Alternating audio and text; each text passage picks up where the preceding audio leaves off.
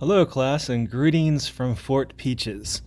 So I guess when I was feeling sick when I was a kid, I used to build blanket forts and watch The Price is Right and drink soda and ice cream. So I was eating ice cream, didn't drink soda, but I decided to build a blanket fort. And here's the outside view of Fort Peaches. And why Fort Peaches? Well, I tend to name my blanket forts after cats. So, and why am I feeling sick? I got the booster, the bivalent booster shot yesterday.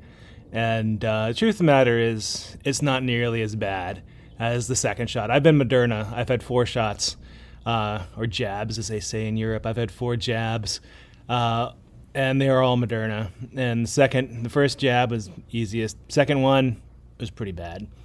Third one was not as bad as the second one, but still pretty bad. And this one, and I think I told you, last week I got the flu virus, the quadrivalent flu vaccine, and then the trivalent Tdap vaccine, and the reaction to this one's worse than those two put together. And if you're wondering about vaccines, you can mix them as long as they're not live viruses. Things like the live virus flu vaccine that you can inhale, and MMR.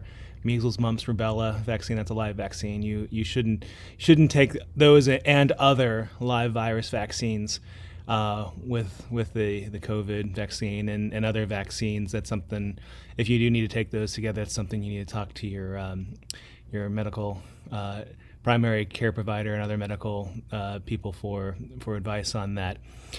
But, I thought it'd be goofy to go ahead and build a blanket fort, because that's what I did in an effort to cheer myself up. And I certainly feel the effects, but it's not nearly as bad as the second shot or the first booster for me. And with that, I'm going with themes. Here is an article on Moderna suing Pfizer and BioNTech.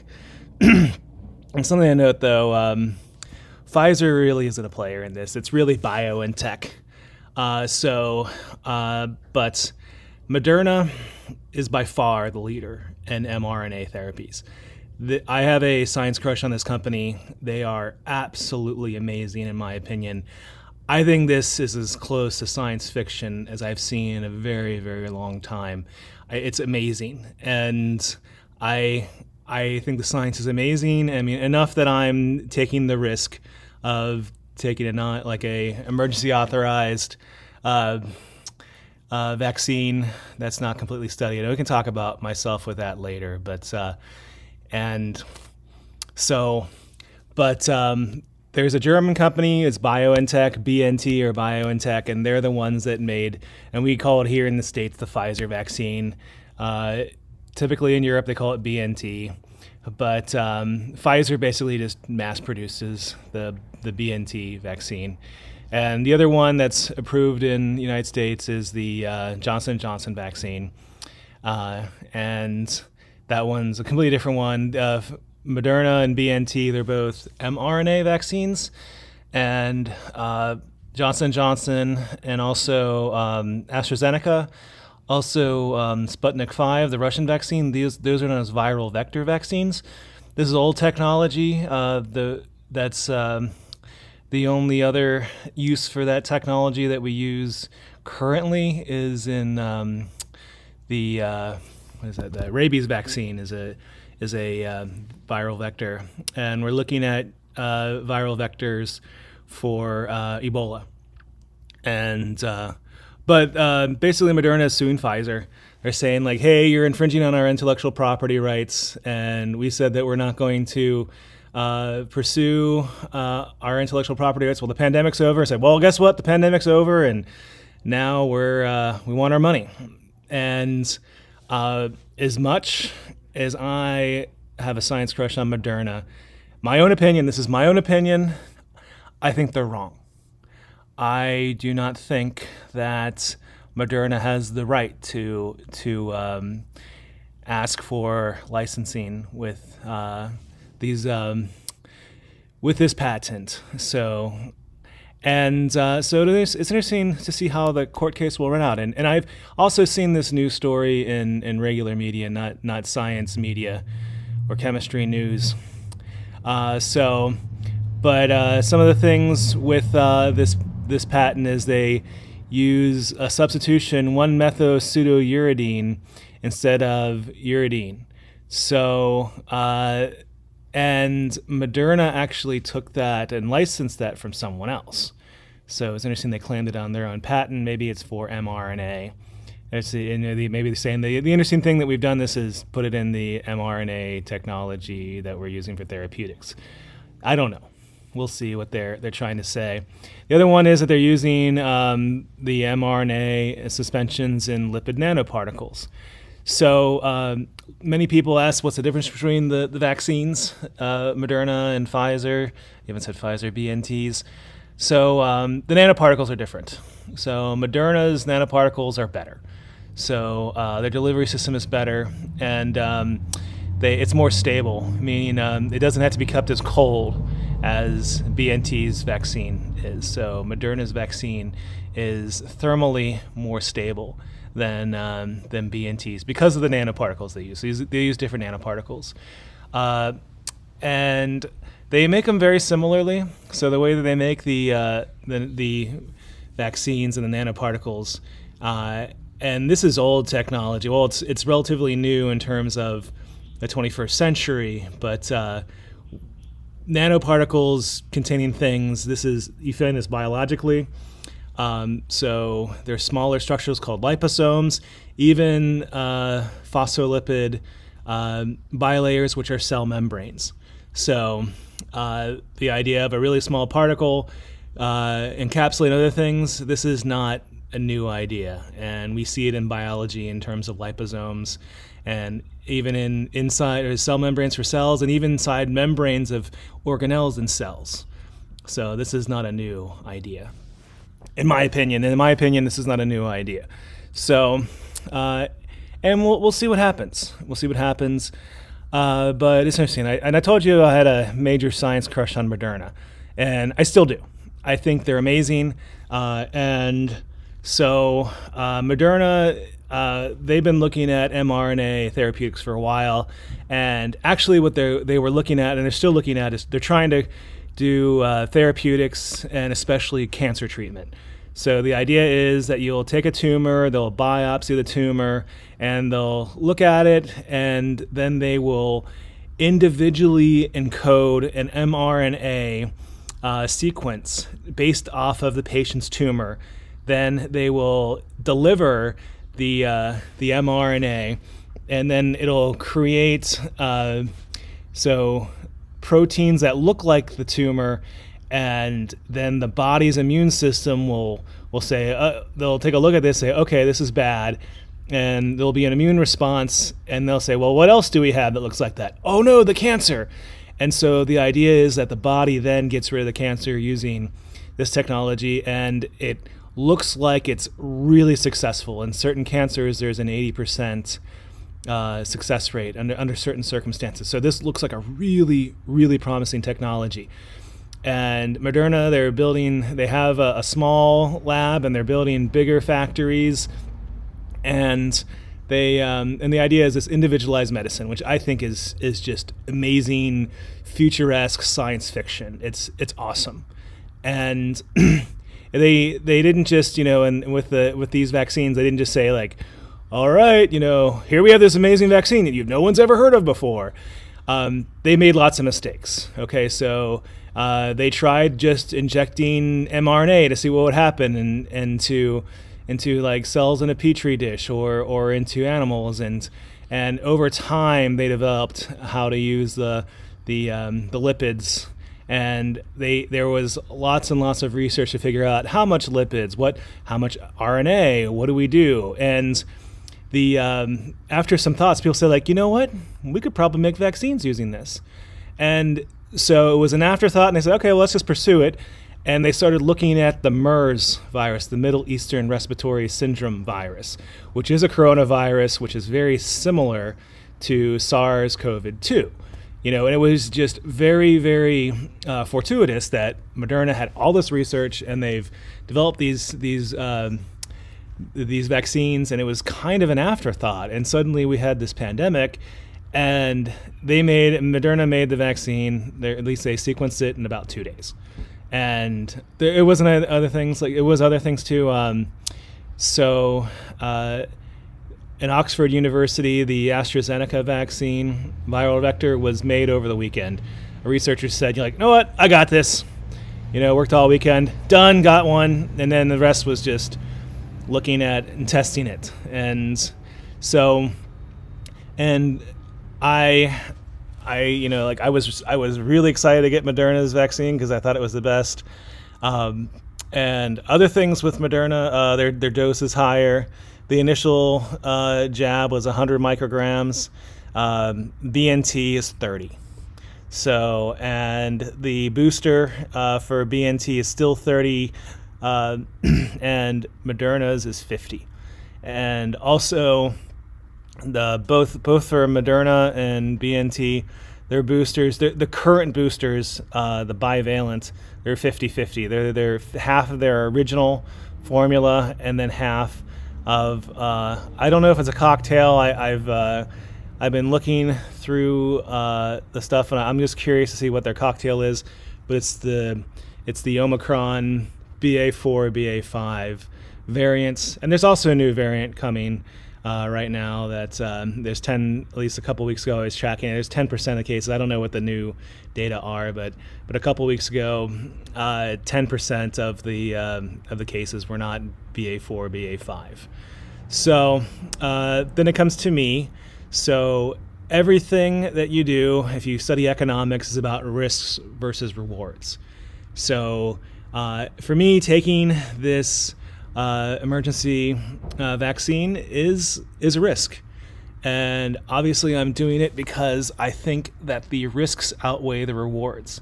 And and again, this is me personally, this is my own opinion. I am over the top pro-vaccination. Over the top. And I also want to say is that vaccination is not for everyone. There are some people that should not be vaccinated. And also, if you look at me as a patient, I don't mind telling you, I'm 43 years old. And people that are younger than 40 have reported certain side effects like the swelling of heart tissue from these mRNA vaccines, whereas someone my age, it's not a problem. So for me, and the other thing about myself is, like I told you, I'm very pro-vaccination, and I also implicitly trust this technology because I think it's amazing. And it's also greater than a decade of research has gone into using these vaccines, and it's been perfected over time. I mean, it doesn't say, I don't mean that more can't come from it, but I think this is really good, solid, proven technology that's very safe. And also the vaccines are very effective. In fact, I've never had coronavirus, well, at least SARS-CoV-19. SARS-2 COVID-19. I've never, in my knowledge, I've never contracted it. So, and I don't have a super risky lifestyle, but I go to the gym, I travel, so, and that's the other thing, I'm going to Washington, D.C. next week, so I'm going to move my office hours to Monday and Tuesday. Monday same, Tuesday instead of Wednesday I'll have office hours because I'm flying out Tuesday night to Washington, D.C. I'm going for a conference for STEM, scholarships in STEM. I have a grant with the National Science Foundation, and they have their biannual meeting, and they're doing it in person, so I'm going to that. So, and I wanted to, even though it's not 2 weeks, I know that you get better coverage in 2 weeks from now, but I really don't like getting sick. And just some personal stories. So when I first moved to Hawaii, my first year teaching, I got the flu, and it was horrible. I mean, I was in my 20s and healthy, and I obviously survived, but it was pretty rough. And then I ended up getting bronchitis, a secondary infection, and I was miserable for 2-3 weeks. And you know what? After that, I was like, I don't ever want to get the flu again. And so I started getting the flu shot. And the flu shot, the way that works is they look at the old strains and they pick 4 of them. There's a committee that picks 4 of them, and it's typically 2 influenza A, 2 influenza B, and then they grow the viruses. They typically there's different ways to do the viruses or to make them, but well, I won't go into that.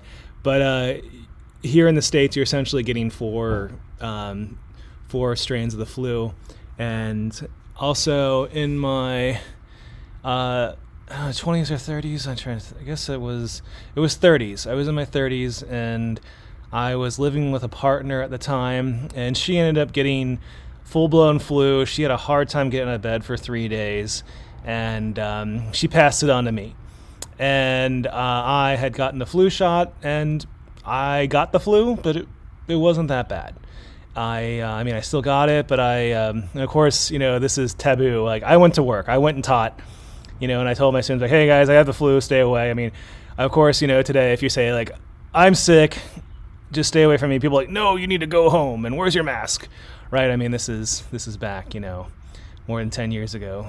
So, things have changed, right? So, but, based on that experience, I'm like, what, even in the flu vaccines, they're typically 30 to 40% effective. I'm like, wow, this is 30 to 40% effective, and that's how much easier time I had.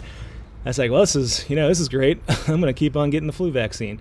And so I do every year. And the same thing with the COVID vaccine. I mean, I had the original dose, and now, the virus has mutated quite a bit.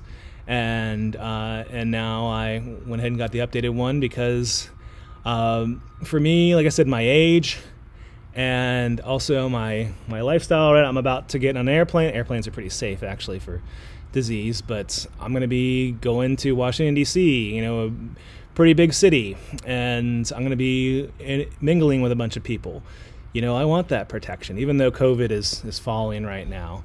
And I still wanted to have it sooner than later because, I want protection against the Omicron variants, at least the old ones. I mean, so, but for you, I mean, the truth of the matter is, and as long as you are no longer naive, so naive, and that's an immunological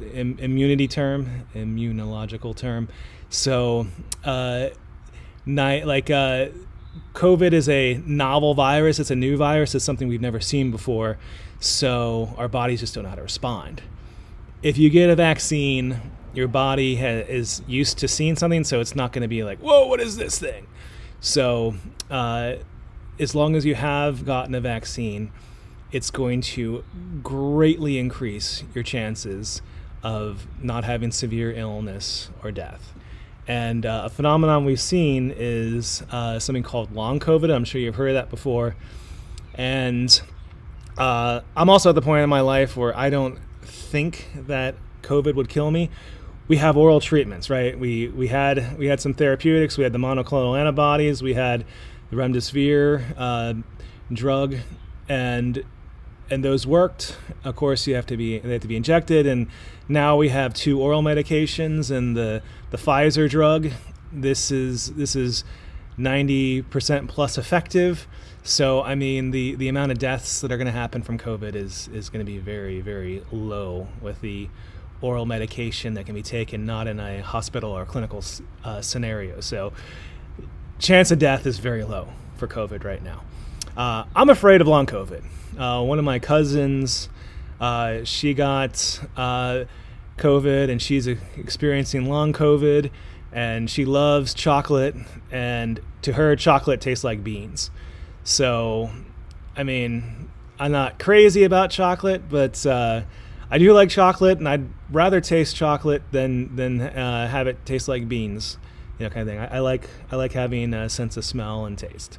So that's the other thing is, so for me, based on those external factors, I've decided to go ahead and take the risk and get the booster. But this is something that you have to decide for yourself, and and there's some people that do not respond well to this. I mean, so other vaccines. So right, there are some people that have with the Johnson & Johnson vaccine, we're getting blood clots, right? So I mean, there are risks. It's not like, I mean, I'm not saying everybody should be vaccinated all the time for everything. You know, I'm not going to get the vaccine for Japanese encephalitis, for instance. I mean, or rabies. If I get attacked by a bobcat when I'm in Washington, D.C., yes, I will get the rabies vaccine, you know, as a treatment, you know. But I'm not going to get it now, right? I mean, but you said vaccines were awesome. Like, well, I mean, again, risk versus rewards.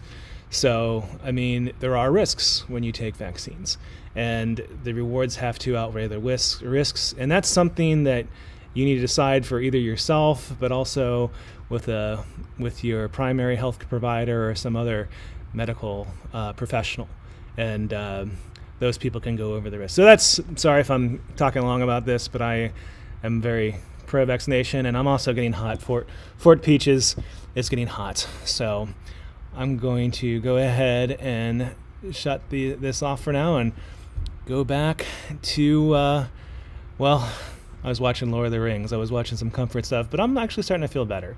So maybe I will have more of my day. I thought I was going to be sick all day, but it looks like I don't feel like working out, but I think I'll have a little bit easier time than I thought I was going to have. So goodbye from Fort Peaches, and I will send this out in email. So aloha.